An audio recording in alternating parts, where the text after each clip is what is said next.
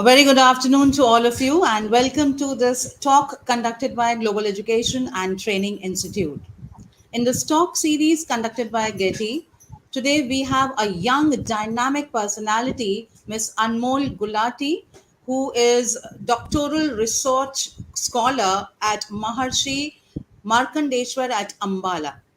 And today she is going to give us a talk on a very significant topic as far as the youth is concerned: financial literacy in the digital age. But before we finally hand it over to her, I would like to introduce her to all our viewers. She is a BCom graduate and a gold medalist, and she also holds the degree of MCom as a topper, as the academic topper.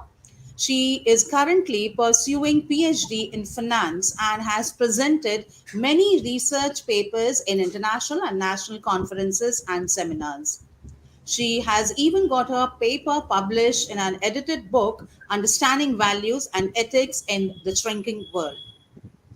She believes that taking an initiative to educate young generation about the need to be financially literate is the digital age, so that they can have their better financial literacy as well as well-being and stability. So over to you, Ms. Anmol, and we would definitely like to listen to you and listen to your thoughts across this presentation on financial literacy in the digital age.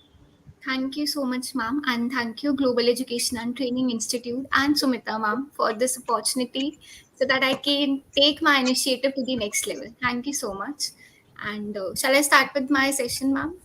Yeah, sure, please. Thank you so much. Starting with financial literacy in the digital age, and I would also like to acknowledge my supervisor, Dr. Sultan Singh, for their immense support in taking this initiative to the next level.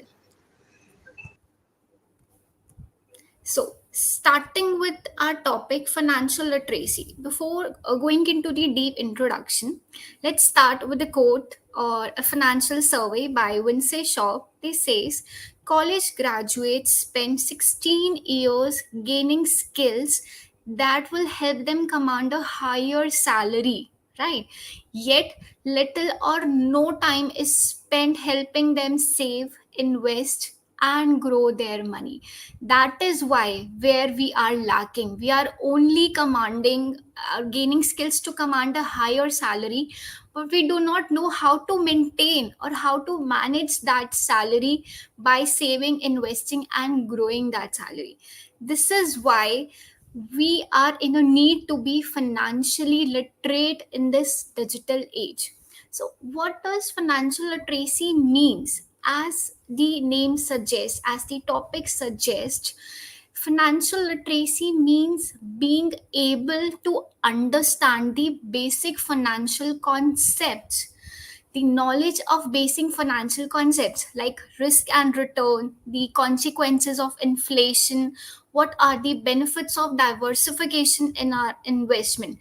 That is the knowledge of basic financial concepts. And financial literacy does not only belong to the knowledge and understanding of financial concept, but precisely it is the skills that you use that knowledge in your practically life so that you can successfully be a part of financial concept. So ability to understand financial concept is one thing, but you need to practically apply all those financial concepts in your real life is called financial literacy. That means you need to be clued upon on everyday important financial concepts of life. Like you need to know how to manage your money, how to save your money, how to budget your money, and how to invest your money. I know, like, earning money is hard, but managing that hard earned money is even more harder. So you need to be financially literate. All those people who lack all these kind of basic concepts of financial concepts are called financially illiterate people. So if you're not having that much skills, no, you don't have any type of knowledge, that means you are still financially illiterate in this digital age. And there are, according to a survey, like there are many people who say we are financially literate, but please don't ask us to prove it. If you are financially literate, you can prove that, but they are reluctant to prove that if they are financially literate or not. Even I have seen many surveys being done in financial literacy. People can't even solve normal simple interest calculation, and this shows how much there is a need to educate people about what is financial literacy. So, according to a quote by Robert Kiyosaki, they say, "We were not taught financial literacy in school. It takes a lot of work and time to change our thinking and to become financially literate. It's not a single time of seconds that we can be able to become financially literate, but it takes a lot of work and time to change our thinking so that we can become financially literate in this digital age." So, what is the need? Why we need to become financially literate, or why there is a need of financial literacy in this era, or the important? See, there are, according to a survey, if we talk about our country, India is lagging behind in terms of financially literacy rate. If we talk about statistics, around 80% of females and 60% of males are literate. I'm only talking about literacy, but only out of that 80 and 60 statistics, only 27% of individuals understand basic financial topics, which shows how much still there is a need to educate people of all ages about their finances. Why there is a need to educate people? So that they can take wise financial decision for themselves, so that they can prevent the debt cycle, so that they can stop the cycle of generational poverty. If I am poor, I don't want my upcoming generation to be poor. I'll take an initiative so that I can stop the cycle of generational poverty. And this can only and only happen, will only we succeed in doing these things if we are financially literate. So that is why there is a need to become financial literate, right? So, financial literacy, if you are financially literate, then it means that you are financially secure. Your future is financially secure. But if you're not financially literate, you cannot secure your financial future.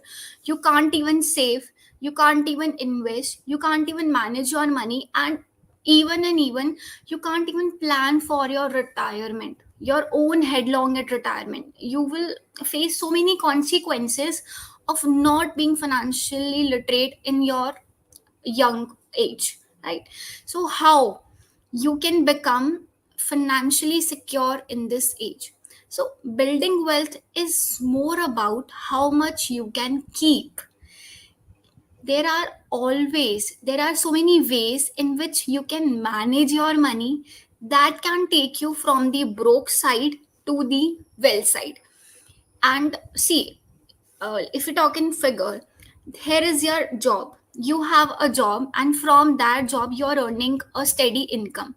And from that income, you have to pay some expenses also, and you have to save from that income also, right? Expenses can be, you can have to pay some rent bills, grocery bills, you have to pay some loan EMIs that you have been taking, right? And also you have to save for your future also. So how we can manage our money? So there are some tips, some money management tips that can help you in making your future financially secure. So all these management tips we can discuss it one by one. So the first tip is to track your expenses. It is very important to track your expenses. The quickest way, I'm saying the quickest way to become broke is to be an impulsive spender. If you are an impulsive spender, I don't think so you can manage your money. right? uh, an impulsive spender, by impulsive spender I means buying at will anything you feel that you should have. Either it is not important for you, but still you are buying that things because you want that thing, is an example of impulsive spender. I like one thing, I wanted to buy, and I already bought that thing. That is an impulsive spender. You should stop impulsive spending. Spend your money on productive things only. Manage your money on productive things only. Don't overspend. Don't become an impulsive spender, right? The second thing you can do is you have to manage your finances yourself, right? You have to take charge of your finances. Become CEO of your finances. Take a note of where all your money goes. Start writing, or you can make an Excel sheet. You can handwrite also of where all your money is going. And from that, for if you are tracking your expenses, you will see and you will be able to find out all those expenses which are not necessary for you, but you're already indulging in that expenses. So by tracking your expenses, you can be able to find those expenses which are not necessary and the extravagant ones, so that you can take out from that part of your expenses. So start tracking your expenses either on a diary. You can write all those expenses, or you can make an Excel sheet for you.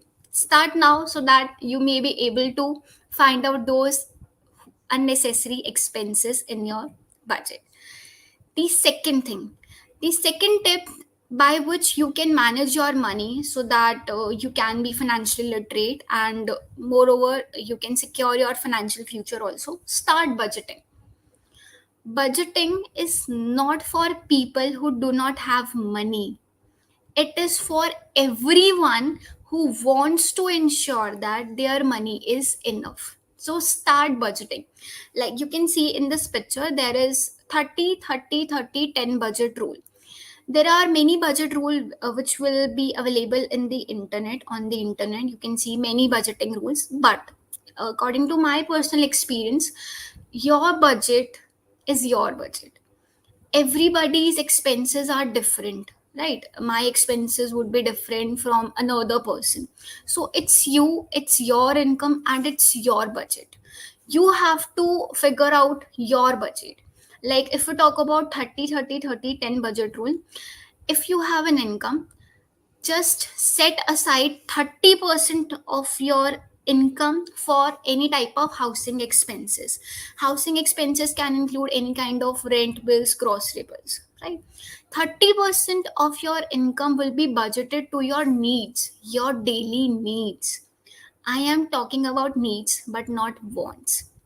Then start budgeting 30% of our income for your financial goals. You can either save, you can either invest your money. That 30% should be for that thing only. Only and only 10% should be spent on your wants, on wants, not needs. Let's say I wanted to go on a trip. That is your want. So less and less percentage of your income should be budgeted for your wants, right? So as they say, you do not save what is left after spending, you spend what is left after saving. So start taking budgeting seriously and start making your budget from your expenses and from your income, right? The third financial management tip, or the money management tip, that can take you from the broke side to the wealth side is make your money work for you. Like if you are on a road to a broke side, it can be seen if you have no assets to your name. By asset, I mean you have no land, you have no investment, you have nothing on your name. That means you are on a road to a broke side. So you need to make your money work for you. Earning money, I say, is difficult. I agree.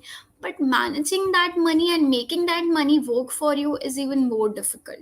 And that for that you need financial literacy skills to apply those knowledge into your practical life. Start making your money work for you. How you can make money work for you? Start investing in equity stock, start investing in mutual funds. You can invest in real estate also, bonds, commodities, money market instruments, in anything. But make sure that the goal will determine what kind of investment you make. As an individual, the goals of an individual vary from an individual to an individual. My goal can be like, I want to invest for a short time, so I will figure out those investment securities which will help me in taking my short term goal to the next level.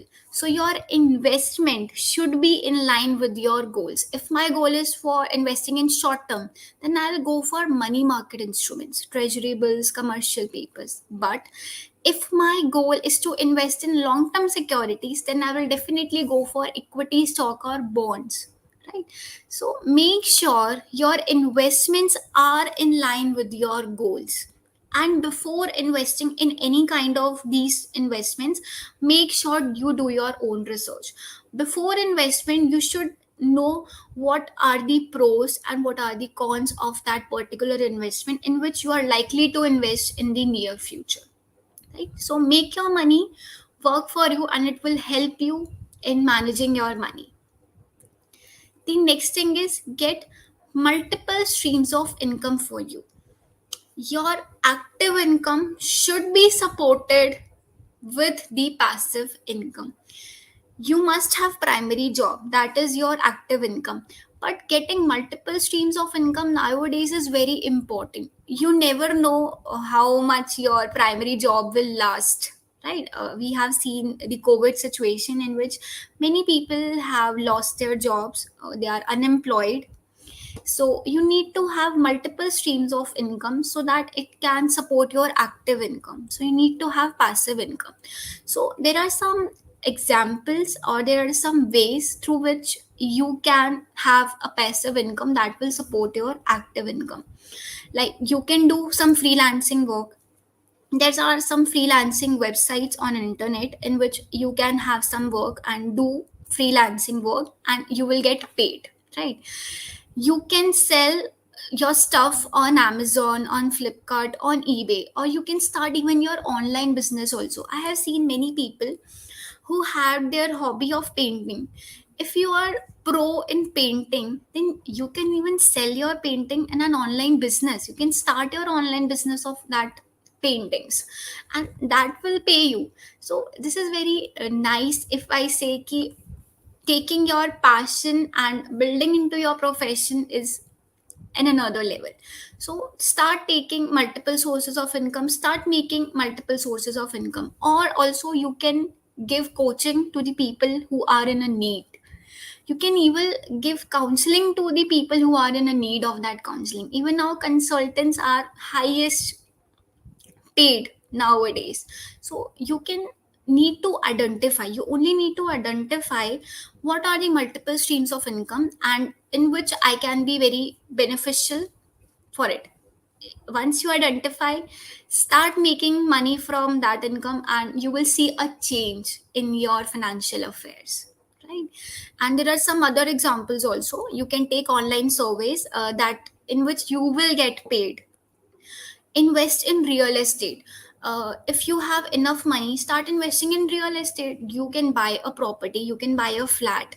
By buying a flat and then renting it out will give you so much of money, right? So start making multiple streams of income and you will definitely will see a change in your financial affairs. Then the fifth tip is to have an emergency fund. You should have an emergency fund for yourself. By the name emergency fund, it implies the money set aside for any kind of unexpected expenses.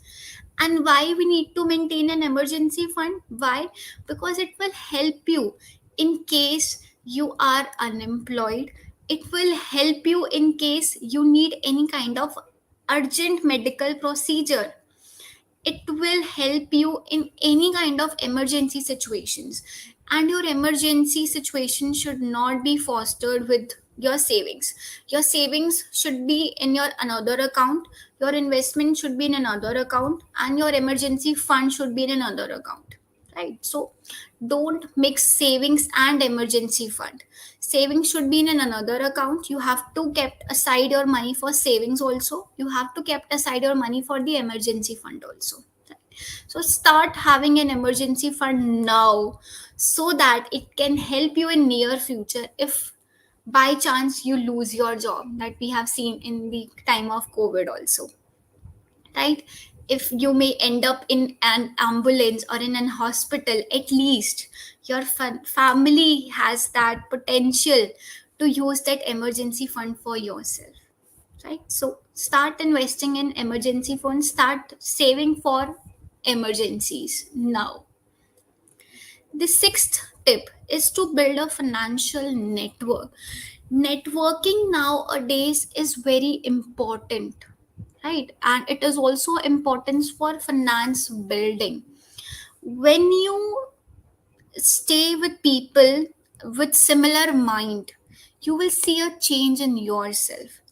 Sometimes it might feel that I am the one who can manage all my finance, but deep inside, if you have a network of financial people around you, they will help you in taking your goal to the next level, as the importance of mentorship is never overestimated.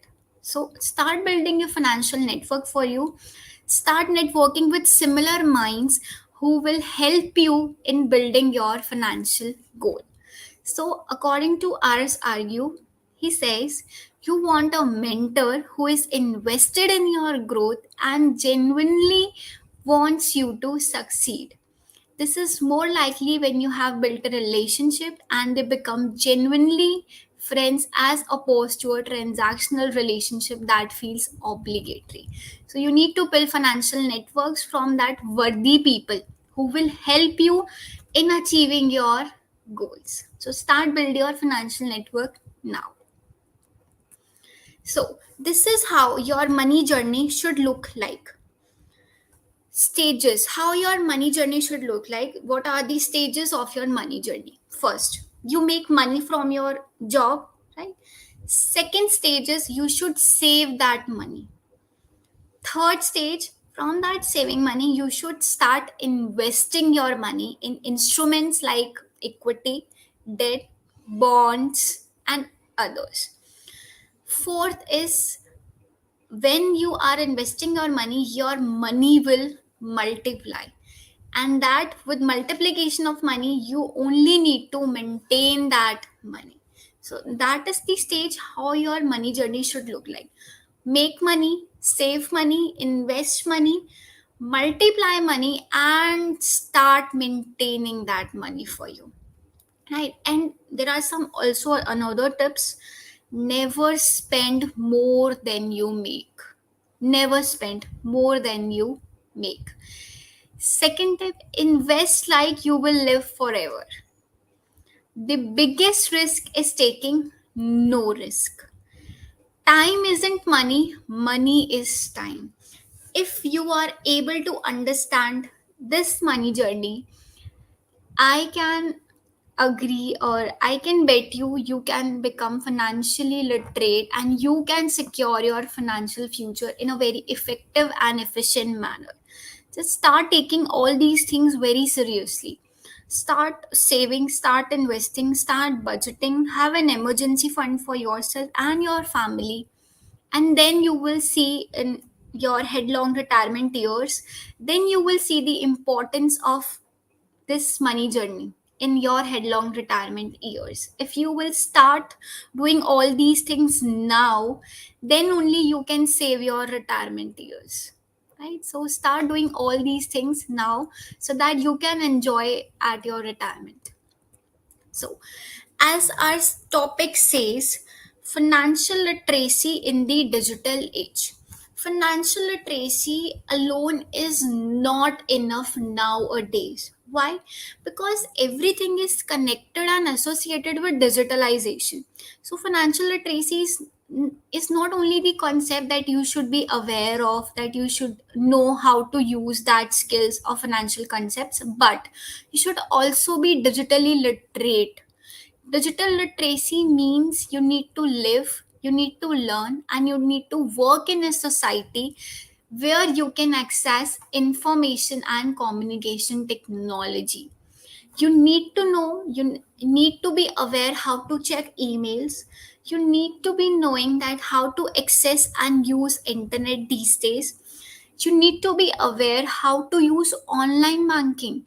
You need to know how to use mobile banking as well as internet banking. You should be aware of how to initiate and complete any kind of digital financial transaction, right? You need to be aware of any kind of financial error that you can correct using your laptop or mobile. From If you are able to use all these things, only and only that means you are digital literate in the era of digitalization. Because nowadays everything is associated with digitalization. We are having innovation and communication technology nowadays, so digital literacy should be there in every individual. Every individual should know how to use all these things. See, awareness is one thing and using that thing is in another prospect. Let's suppose I am aware of Google Pay. Many of people are, I think, there are variety of people, there are many of people who are aware of Google Pay, mobile phone wallets, Paytm. But you will see many of people who are aware, but many of people are not still using that services. They are aware that Google Pay is there, they are aware that Paytm is there, they are aware that Airtel payment app is there, but still they are not using that apps. So this is the research gap that needs to be assessed, that if people are aware, why they are not adopting that technologies. So you are aware and you are using, then only you are digital financial literate. That is the emerging concept that you will see nowadays. Digital financial literacy. Financial literacy can be fostered in tandem with digital literacy. Right? So you need to be financial literate as well as digital literate in this digital era. By financial literacy, I mean the competence and knowledge to carry out financial behaviors such as saving behavior, investment behavior, credit management behavior, insurance behavior, retirement behavior. And it should be in tandem with, again, digital literacy. Digital literacy means the competency and knowledge of how to access and use digital product and services such as mobile phones, browsers, SMS, internet, mobile phone wallets, e-banking, internet banking, remittances services. There are plenty of DFS, digital financial service. There are in plenty of number. So you need to be aware of all these concepts. Financial literacy is not alone enough nowadays. It should be connected, it should be integrated with digital literacy. Only then you will be able to secure your financial future. Right? So, according to a quote by Andres Simic, he says, it takes a village to raise a child, a team to build a dream, but a community to foster digital financial literacy. It takes a whole community. It needs whole community to foster and to socialize the concept of digital financial literacy. I have seen many people are not even aware of what is financial literacy, right? They don't want to prove whether they are financially literate or not. And this concept of digital financial literacy is emerging.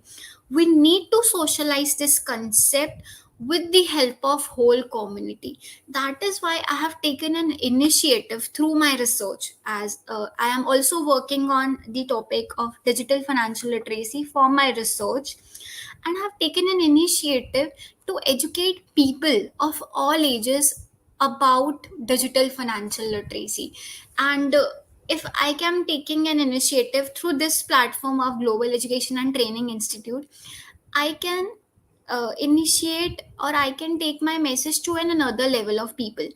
They must be knowing now what is financial literacy and what is digital financial literacy. So we need an initiative that will help in socializing this concept of DFL, that is digital financial literacy. So we are in a need to support each other to socialize these kind of concepts, so that the vulnerable population, we can say the vulnerable population includes the rural people who are still not even aware of these digital technologies. So we need to take an initiative to educate them also, those vulnerable population also, so that we can bridge the gap, right? Then so let's summarize our session. Imparting knowledge about key financial literacy is still important in financial planning, but you need to impart knowledge of how to use new digitalized platforms, so that you can establish long run financial security for the individuals. And it, if it will be start from an early age, like if we start giving education in school, then I think we can help people in assessing all these kind of digital financial services. We can even help the community, we can even help the government in improving the financial literacy rates, if we taught all these things at school level or at college level, right? So there is a need to educate people, that I am repeating again and again, right? So the people needs to identify, we need to identify more accurately which class of individuals are still in a need of literacy, financial literacy, digital literacy, and digital financial literacy integrated. And by taking these initiatives, it will also help the policy makers and the government to design or to redesign all these programs, so that people are able to get aware of these concepts, and so that we can bridge the digital divide, so that no one is left behind. So, according to a quote by David Barr, financial education needs to become part of our national curriculum and scoring system, so that it's not just the rich kids that learn about money, but it's all of us. Right? So, thank you so much for being an attention, and thank you so much for listening. Thank you so much for attention. Over to you, ma'am. Thank you so much.